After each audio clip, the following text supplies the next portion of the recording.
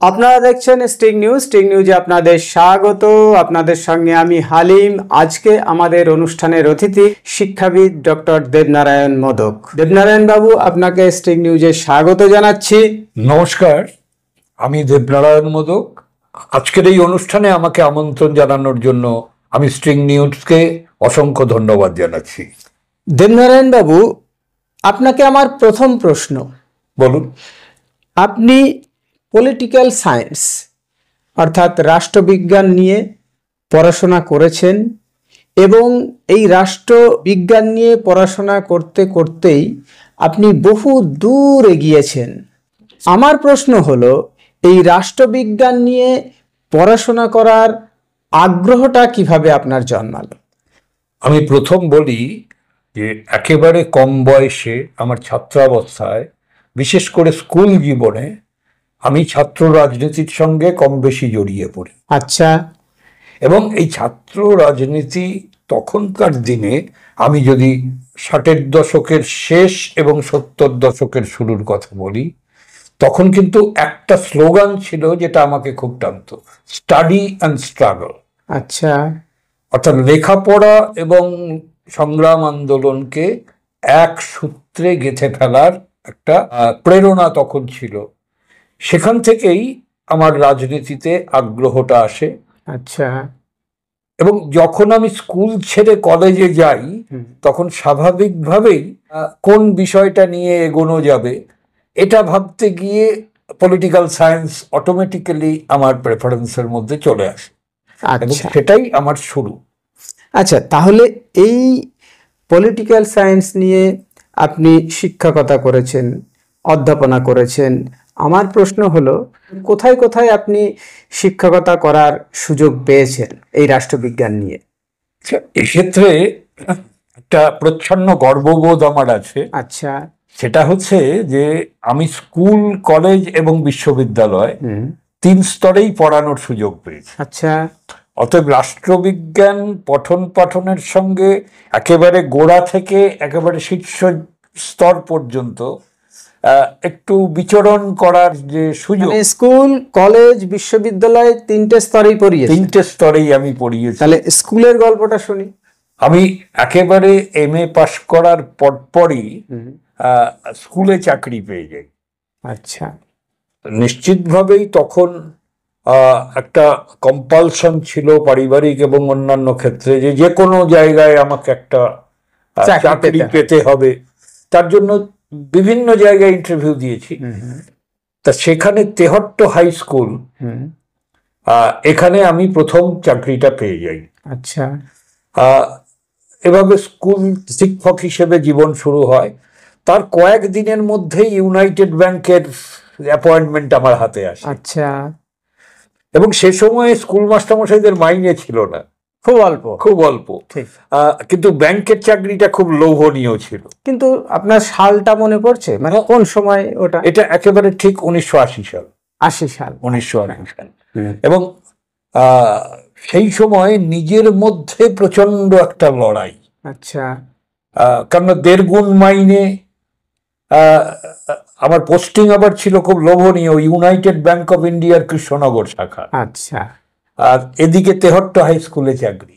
অতএব খুব লড়াই, কিন্তু শেষ পর্যন্ত সেই লড়াইয়ে আমি জিতে গেলাম বলবো। তার কারণ আমি ব্যাংকের চাকরির প্রলোভন ত্যাগ করে, একেবারে অঙ্ক দিয়ে যদি বলি, যে 1078 টাকার চাকরিটা ছেড়ে দিয়ে, মানে স্টার্টিং পে যেটা হতো, আমি 605 টাকাটা প্রেফার করি সেই সময়। আচ্ছা। তো আমি স্কুলে, মানে এটা কি রাষ্ট্রবিজ্ঞানের প্রতি ভালোবাসা? শুধু রাষ্ট্রবিজ্ঞান নয়, শিক্ষকতার প্রতি আমার যে ভালোবাসা।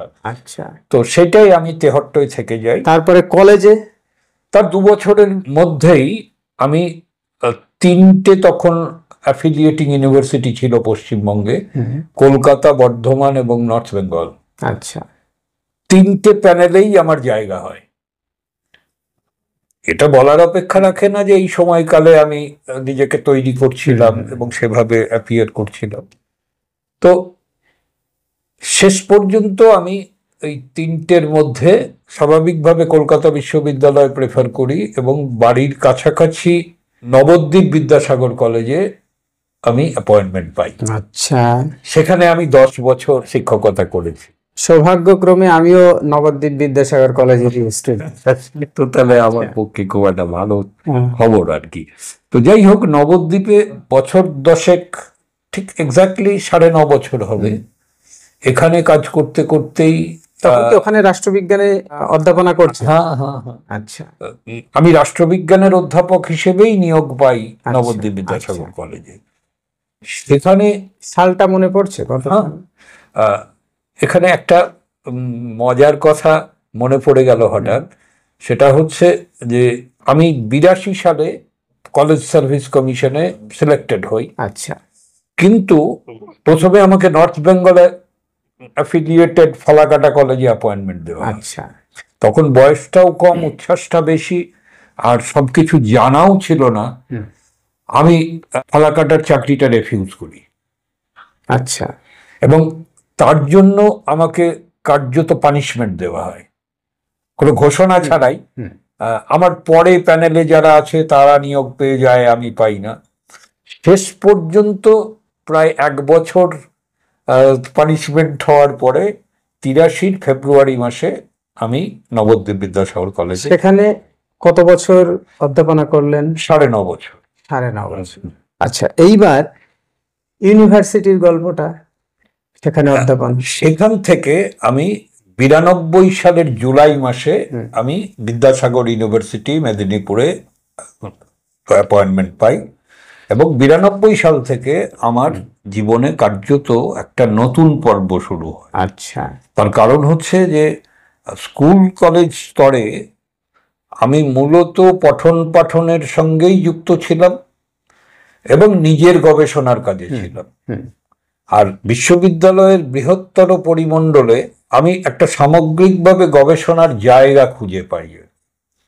আর বাড়তি কথা একটা বলতেই হয়, সেটা হচ্ছে যে তখনও বিদ্যাসাগর বিশ্ববিদ্যালয়টা নতুন। আচ্ছা, তাই গড়ে তোলার ক্ষেত্রে কাঠবিড়ালির ভূমিকা আর কি। আচ্ছা, সেইটা আমাকে অনেকটা হেল্প করে। সেখানে কি ভূমিকায় আপনি ছিলেন বিদ্যাসাগর ইউনিভার্সিটিতে? আমি তো বিদ্যাসাগর ইউনিভার্সিটিতে প্রথম একজন লেকচারার হিসেবেই জয়েন করি। আচ্ছা, কিন্তু টাইম স্কেলটা যেমন থাকে একটা প্রমোশনের বিচারে সিনিয়রিটি, তেমনি এই সময়কালের মধ্যে আমার গবেষণার ফলটাও আসে আর কি। অতএব সেভাবে আমার পিএইচডি হওয়ার সাথে সাথে আমি রিডার পদে উন্নীত হই ইত্যাদি ইত্যাদি। তারপরে আবার রিডার হওয়ার পরে ওটা রোটেশনে হয়, তারপরে আমি হেড অফ দ্য ডিপার্টমেন্ট হিসেবে পলিটিক্যাল সায়েন্সের head of the department Vidyasagar university. আচ্ছা, এর পাশাপাশি তখন আমরা গান্ধী চর্চা কেন্দ্রের একটা অনুমোদন পাই ইউজিসির কাছ থেকে। আচ্ছা, সেই গান্ধী চর্চা কেন্দ্রেও আমি কোঅর্ডিনেটরের দায়িত্ব পালন করার সুযোগ পাই। আচ্ছা, তা এভাবেই বিদ্যাসাগর ইউনিভার্সিটি আমার জীবনে একটা বড় জায়গা তৈরি করে দিয়েছে। নেতাজি ওপেন ইউনিভার্সিটির সঙ্গে আপনার কিভাবে সম্পর্ক গড়ে উঠল? এর মাঝে একটু বলতে হয় যে মেদিনীপুরে চাকরি করতে গিয়ে আমি যেমন অনেক কিছু পেয়েছি, একটা বড় সমস্যাও ব্যক্তিগত পারিবারিক ক্ষেত্রে আমাকে ফেস করতে হয়েছে। আচ্ছা, সেটা হচ্ছে যে আমি যেহেতু নদিয়া জেলার প্রত্যন্ত এলাকার একজন মানুষ, বাড়ি এবং অন্যান্য বিষয়গুলো থাকে অনেক দূরত্ব, তাই আমি একটু কাছাকাছি আসার চেষ্টা করছিলাম, আমার সমস্ত যে কাজকর্ম বজায় রেখে, ছেড়ে দিয়ে নয়। তার জন্যই আমি কলেজে প্রিন্সিপালের চাকরিটা গ্রহণ করেছিলাম। আচ্ছা, তো কোথায় সেটা? বেথুয়াডাউরি কলেজ, 1999 সাল। কি হিসেবে আপনি ওখানে জয়েন করেছেন? আমি principal Bethuadahari college, service commission থেকে সিলেক্টেড হয়ে আমি এখানে এসেছিলাম। 1999 বিদ্যাসাগর ইউনিভার্সিটি থেকে 1 বছরের লিয়েন নিয়ে কলেজ সার্ভিস কমিশন দ্বারা নির্বাচিত হয়ে আমি বেথুয়াডাউরি কলেজে প্রিন্সিপাল হিসেবে জয়েন করি। আচ্ছা, তখন আমার বয়স কিন্তু বেশ কম। আচ্ছা, এবং ওই মিনিমাম এজ যেটা মানে প্রিন্সিপাল হওয়ার যে এলিজিবিলিটি কন্ডিশন, সেটাই ফুলফিল করেছি। আচ্ছা, সেদিক থেকে কম বয়সে যারা প্রিন্সিপাল হয়েছেন তাদের মধ্যে আমি একজন আর কি। তো বেতনও অনেকটা বেড়েছিল। বাড়ির কাছাকাছি পোস্টিং, সব দিক থেকে একটা লোভনীয় অবস্থা ছিল। কিন্তু কিছুদিন চাকরি করার পর আমার মনে হলো যে আমার পড়াশোনা এবং লেখালেখি এ দুটো কিন্তু সাংঘাতিকভাবে ব্যাহত হবে যদি আমি প্রিন্সিপালের চাকরি কন্টিনিউ করি। আচ্ছা, তো যার জন্যে আমি 12 মাসের লিয়েন ছিল, 11 মাসের মাথায় ইস্তফা দিয়ে আবার বিদ্যাসাগর ইউনিভার্সিটি ফেরত চলে যাই। আচ্ছা, এবং তারপর আমি বিদ্যাসাগর ইউনিভার্সিটিতেই আরও কয়েক বছর কাজ করি। 1992 সাল থেকে 2010 পর্যন্ত, মানে 18 বছর আমি মোট বিদ্যাসাগর বিশ্ববিদ্যালয়ে ছিলাম, মাঝের 11 মাস বাদ। ওখান থেকে আমি নেতাজি সুভাষ ওপেন ইউনিভার্সিটিতে প্রফেসর পোস্টে জয়েন করি। আচ্ছা, এবং সিনিয়র প্রফেসর হিসেবে আমি ডিরেক্টরের স্থলাভিষিক্ত হই। মানে নেতাজি ওপেন ইউনিভার্সিটির ডিরেক্টর হিসেবেও আপনার কাজ করার সুযোগ হয়েছিল? আমি যেদিন জয়েন করেছি সে তার পরের দিন থেকে আমি ডিরেক্টর। আচ্ছা, দুটো কারণ, একটা হচ্ছে যে ওখানে তো প্রফেসর র্যাঙ্কে আর কেউ ছিলেন না। আচ্ছা, তো আমার যে স্কুল, অফিসটা কোথায় ছিল? অফিসটা তখন ছিল 1 উডবার্ন পার্ক। আচ্ছা, তো পরবর্তী সময়ে ওটা শিফটেড হয়েছে সল্টলেক সেক্টর 1-এ। তো ওখানে আমি 8 বছর ডিরেক্টর ছিলাম। এবং এটা খুব ইন্টারেস্টিং যে ওখানে 2015 সাল পর্যন্ত, আমি 10-এর তো মার্চ মাসে জয়েন করেছি, কিন্তু 2015 সাল পর্যন্ত ওখানে প্র্যাকটিক্যালি কাজ হতো একটা স্কেলিটন স্টাফ নিয়ে। মানে অনেক কন্ট্রাকচুয়াল, পার্ট টাইম, এরকম অনেক ছিল, কিন্তু রেগুলার ফ্যাকাল্টি মাত্র 10 জন। আচ্ছা, স্বাভাবিকভাবেই ইউনিটগুলো খুব বড় বড়। মজার কথা যেটা, যে আমি যে স্কুলের ডিরেক্টর ছিলাম এখন সেই স্কুলটা ভেঙে 5টা স্কুল। আচ্ছা, তার মানে এ কথা বলা যায় যে আমার যে জুরিসডিকশনটা এটা বিশাল ছিল। যেমন এটা বললে বুঝতে পারবেন, আমি ছিলাম school of humanities and social সায়েন্সের ডিরেক্টর। আচ্ছা, এখন এটা ভেঙে হিউম্যানিটিজ একটা school, school of humanities, school of social sciences, school of education, school of vocational studies, school of professional studies. এতজন ডিরেক্টর এখন হয়েছে, কিন্তু ওই সবটা মিলিয়ে আমি একাই ডিরেক্টর ছিলাম। বুঝতে পেরেছি। আমি এবার পরবর্তী প্রশ্নে যাব। আমার প্রশ্ন হলো যে এই লেখালেখির বিষয়ে, মানে আপনাকে লিখতে হবে, এত বই আপনি লিখেছেন, আমার কাছে আছে একটি বই, আমি এখানে আপনার বইয়ের যে লিস্টটা দেখতে পাচ্ছি, মানে লেখা রয়েছে ঈশ্বরচন্দ্র বিদ্যাসাগর দ্বিশতবর্ষ পেরিয়ে, সমাজচিন্তক রবীন্দ্রনাথ সমকালের দর্পণে, নদিয়ায় নজরুল, কাজীর কৃষ্ণনগর যাপন, সার্ধ শতবর্ষে গান্ধীজি প্রাসঙ্গিক ভাবনা, দেশপ্রেমিক সুভাষচন্দ্র, রাজনৈতিক ভাবনা ও কর্মসাধনা, নাকাশিপাড়ার কথা, একটা আঞ্চলিক ইতিহাসের উপর একটা বই, নাকাশিপাড়ার কথা, বিবিধ প্রসঙ্গ, রাজনীতি ও ভারত ভাবনা, বিবিধ প্রসঙ্গ, ভারতীয় সমাজ ও রাজনীতি, জাতীয়তা, সাম্প্রদায়িকতা ও দলিত প্রসঙ্গ, রাষ্ট্র সমাজ রাজনীতি, সাম্প্রতিক ভাবনা, সাহিত্য সমাজ প্রগতি, বঙ্গমহিষার আলোকে। প্রচুর বই আমি দেখতে পাচ্ছি, মানে এখন বলে শেষ করা যাবে না, এত গ্রন্থ আপনি লিখেছেন। এই পৃষ্ঠাতেও দেখছি অনেক রয়েছে বিভিন্ন বই, যেমন বাংলাতে তেমনই আবার ইংরেজি ভাষাতেও প্রচুর বই। এখন আরেকটায় আমার চোখ আটকে গেল, টেরোরিজম কনসেপ্টস অ্যান্ড প্রবলেমস, এটা প্রোগ্রেসিভ পাবলিশার্স থেকে বেরিয়েছে। এরকম প্রচুর বই কিন্তু আপনার বেরিয়েছে। তো কিভাবে আগ্রহটা আপনার বই লেখার প্রতি জন্মালো? কখন মনে হলো যে আমাকে বই লিখতে হবে?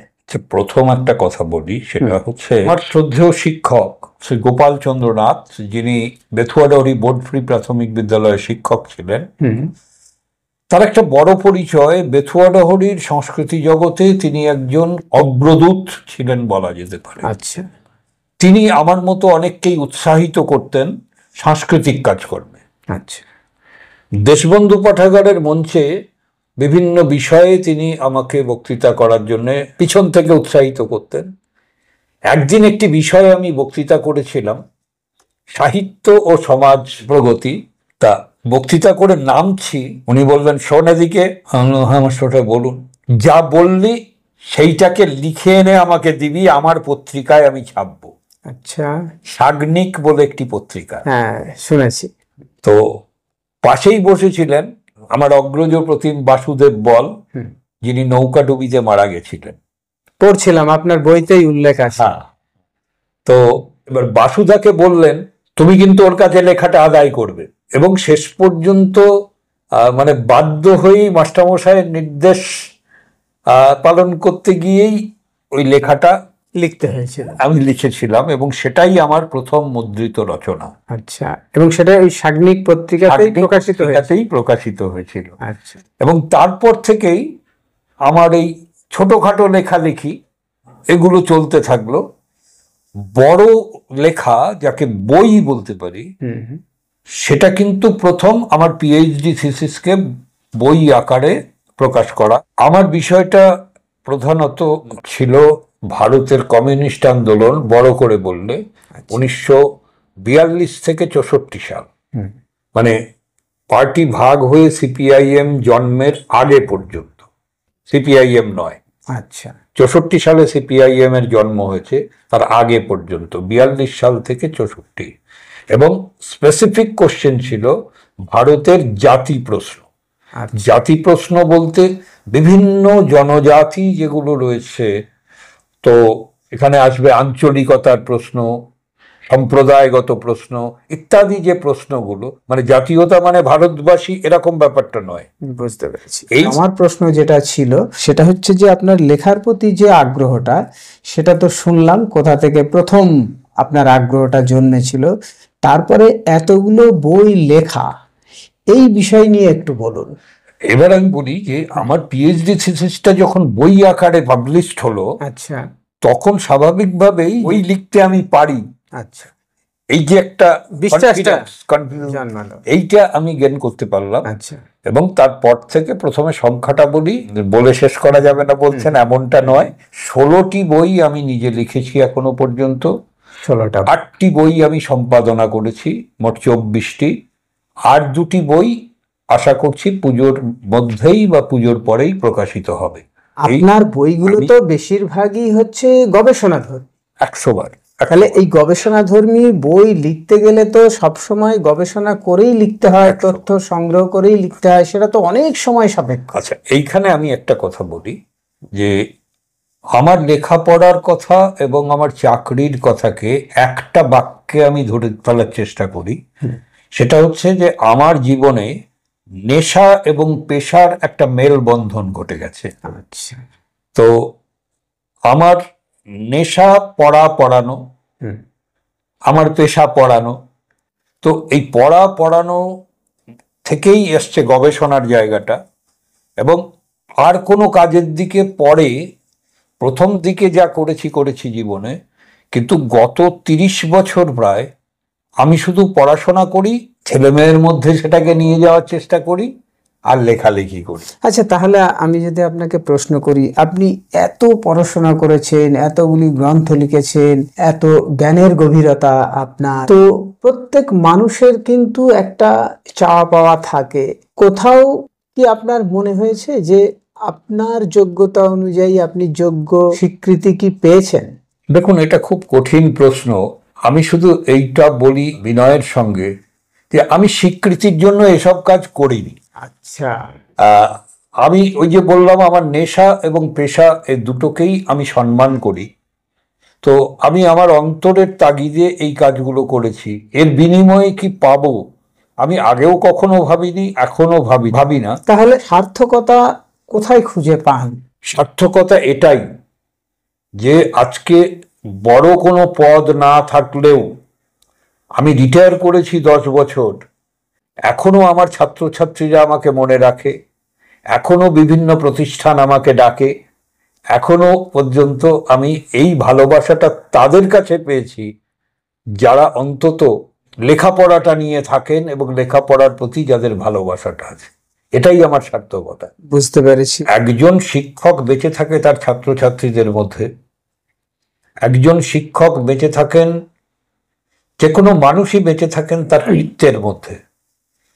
তো আমার এই লেখাপত্র, আমার ছাত্রছাত্রীদের মধ্যে তার গ্রহণীয়তা, তো এইগুলো আমার বড় পাওনা। আচ্ছা, পাওনার কথা যেখানে বললেন, এতগুলি বই লিখেছেন আপনি বা জীবনে এতটা সময় পেরিয়ে এসেছেন, আপনার কাছে সবচাইতে মানে কোন কাজটা আপনাকে বেশি তৃপ্তি দিয়েছে?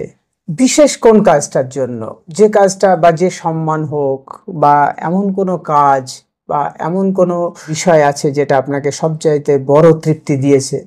আপনার সামনে আছে একটি বই। হুম, এই বইটি কথাকৃতি দেখছি, কথাকৃতি। এই বইটি প্রধানত, এর উদ্যোগটা কথাকৃতির, হুম, কথাকৃতির কর্ণধার আমার গুণগ্রাহী, হুম, কিন্তু এই বইটি এই আকার ধারণ করেছে হুম, আমার ছাত্রছাত্রী এবং শুভানুধ্যায়ীদের কলমে।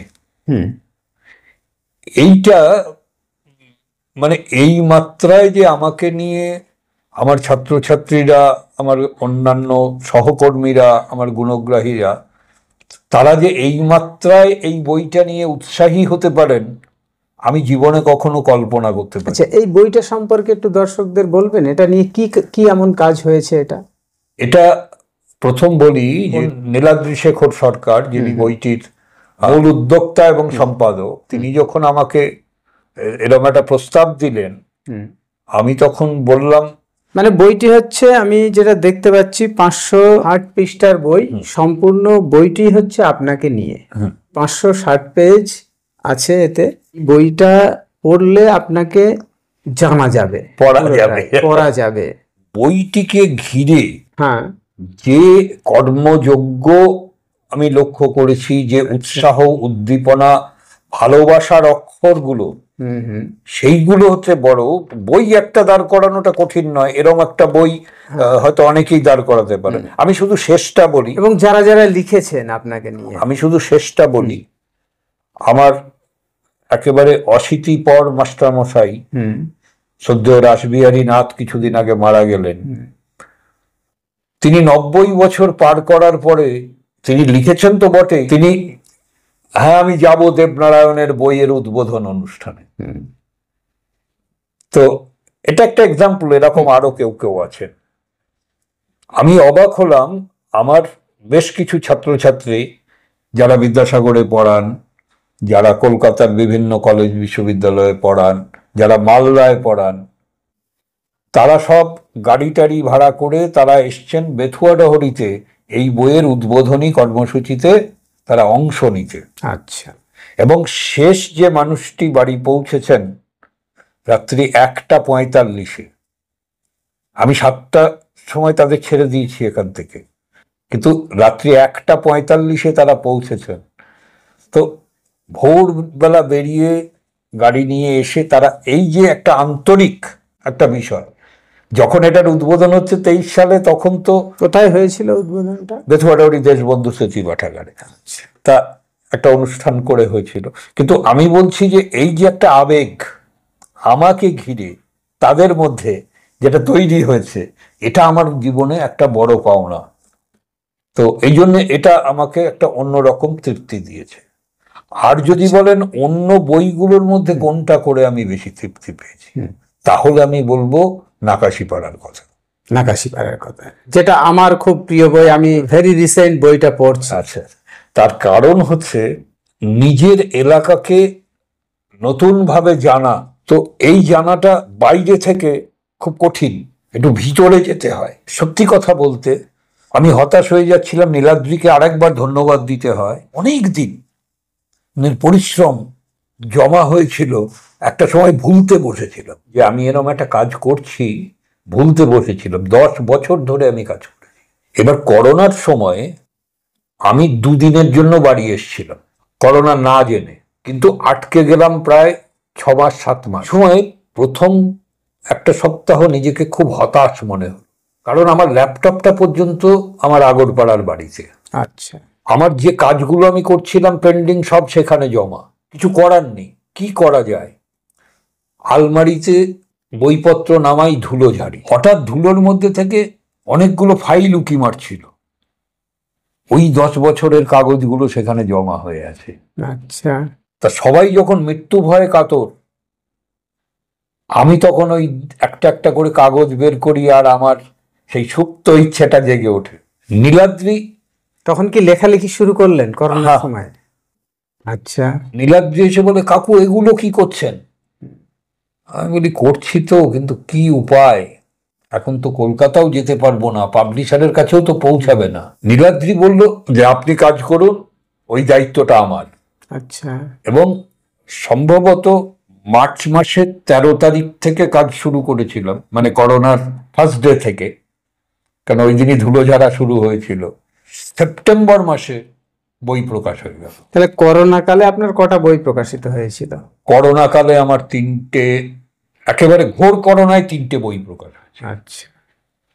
তা এখানে আরো একটা মজার কথা, তো সেটা হচ্ছে জ্যৈষ্ঠ মাসটা বোধহয় ওই এপ্রিল মে এরকম পড়বে আর কি। দিলীপ মজুমদার, তাকেও আমি সেই সম্মানটা জানিয়েছি। ওটা কি বনামীর বনামীর কর্ণধার। দিলীপ আমাকে ফোন করে বলে যে এবার তো নজরুলের জন্মদিনটা কোনো অনুষ্ঠান করে করা যাবে না, অনলাইনে ঘরে বসে আমরা একটা করব, তুমি যদি একটা বক্তৃতা করো। আমি বললাম, আমি সাদামাটা বক্তৃতা করব না, নদিয়ায় নজরুল বলে বক্তৃতা করব। আচ্ছা।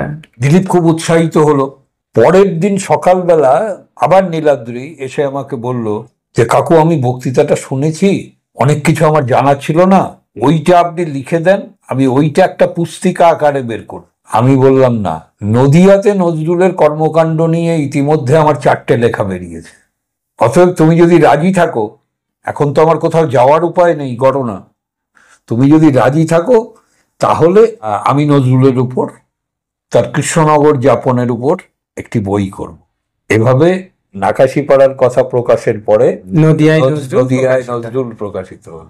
আরেকটি করোনা কালে প্রকাশিত হয়েছিল, সেটা হচ্ছে গান্ধীজি। আচ্ছা। তা এই 3টি বই আমার ঘোর করোনা কালে প্রকাশিত। প্রিয় দর্শক, এতক্ষণ আপনারা শুনছিলেন শিক্ষাবিদ ডক্টর দেবনারায়ণ মোদকের বিশেষ সাক্ষাৎকার।